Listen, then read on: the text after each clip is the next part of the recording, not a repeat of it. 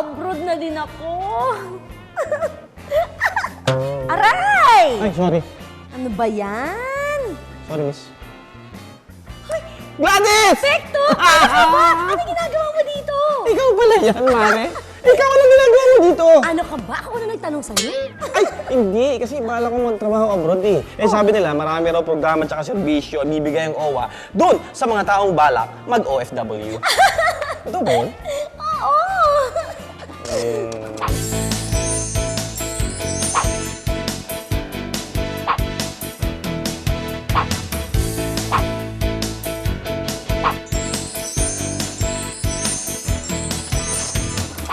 Ay, oo. Ito nga, galing lang ako sa aking tidos. Kasi alam mo, pabiyahe din ako eh. Papunta ako ng Dubai.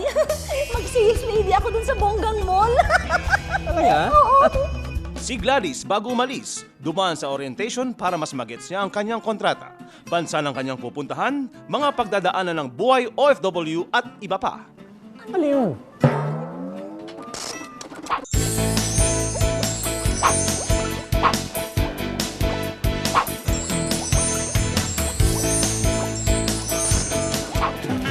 Uy, Pekto, alis na dyan! Mamaya pa klase mo!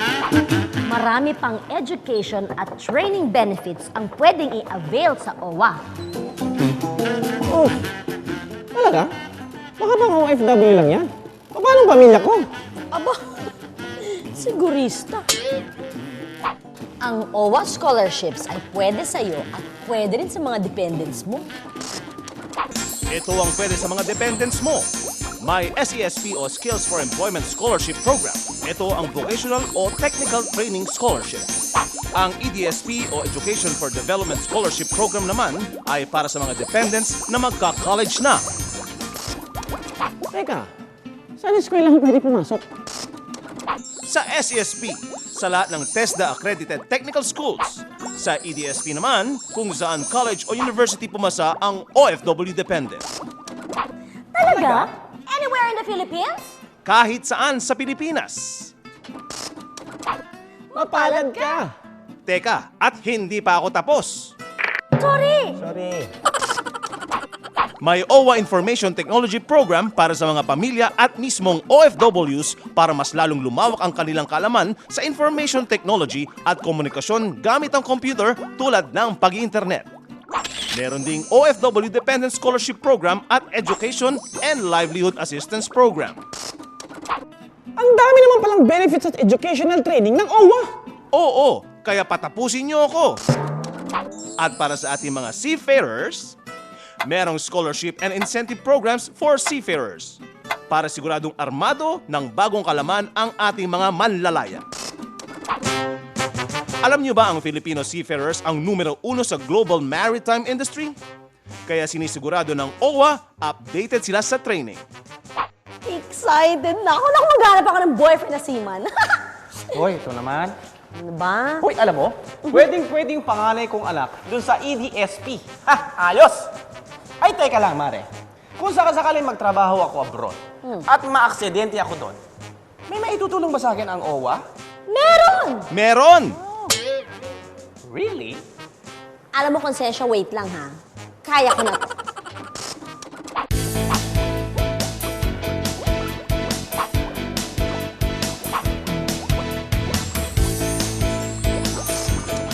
Pekto, may disability at dismemberment benefits para sa mga OWA members. At kung sakali mang pumanaw ka, Ay, huwag naman po! ay hindi, ano ka? Bakit gusto mo akong mamatay? Hindi, ang sabi ko naman, kung sakali man, ikaw naman. Anyways, if in case madeds ka, may burial at death benefits para sa mga dependents mo. Buti kung ganon! Kampante na ako! At may makukuha ang pamilya ko kung sakaling may mangyari sa akin.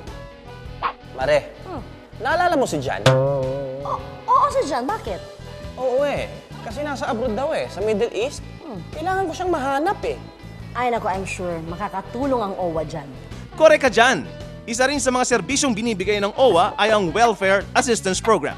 Pag nagkaproblema ang OFWs abroad, andyan pa din ang OWA para umalalay sa kanya at sa kanyang kapamilya na nasa Pilipinas. Kasali na dito ang location of OFW whereabouts. Ano? Ang ibig mo sabihin, mahahanap ko si John? Oo! Wow! Sige nga. Owa, pakihanap nga si John Fair sa Dubai.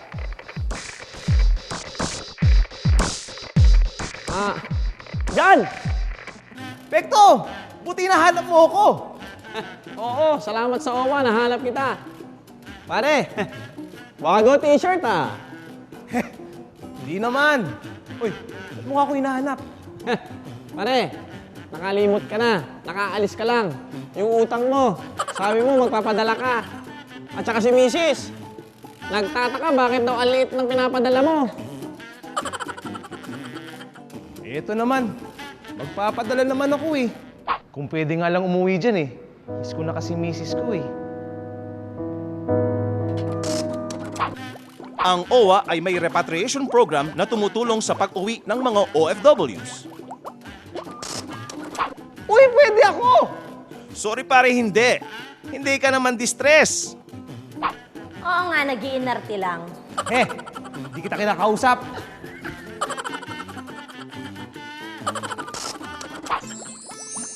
Nire-repatriate ang distressed workers, human remains at mga kagamitan na naiwan.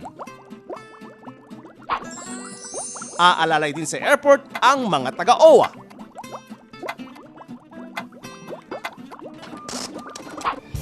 Papaano pag walang perang pamasahe at matutuluyang panandalian ang distressed OFW? Huwag mag-alala. Mula sa airport, maaari kayong tumuloy sa OWA Halfway Home. Tutulungan namin kayong makatawag sa inyong mga kapamilya at makauwi sa inyong mga probinsya. Leng! Hello, Leng! Basta! Uy! Ang saya naman! Salamat po, Super nakalalay ang OWA sa mga OFWs. Di ba? Siyempre, nandyan ang OWA para sa OFW bago siya umalis, sa kanyang paglagi sa abroad at sa kanyang muling pagbalik sa Pilipinas.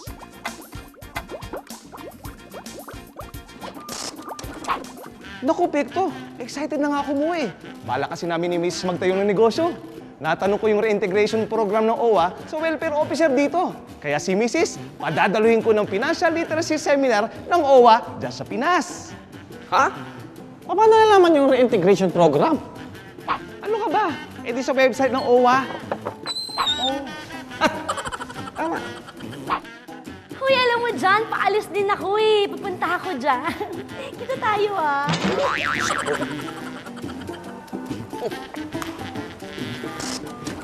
Ang OWA ay may operation center na bukas araw-araw 24 oras para sa mabilis na aksyon at serbisyo.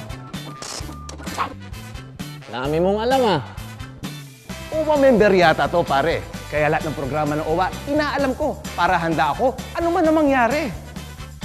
Yan ang OFW. O ano, handa ka na ba maging OFW? Ready na!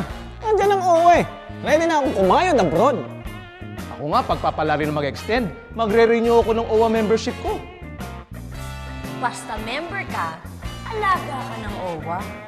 Very good, kid!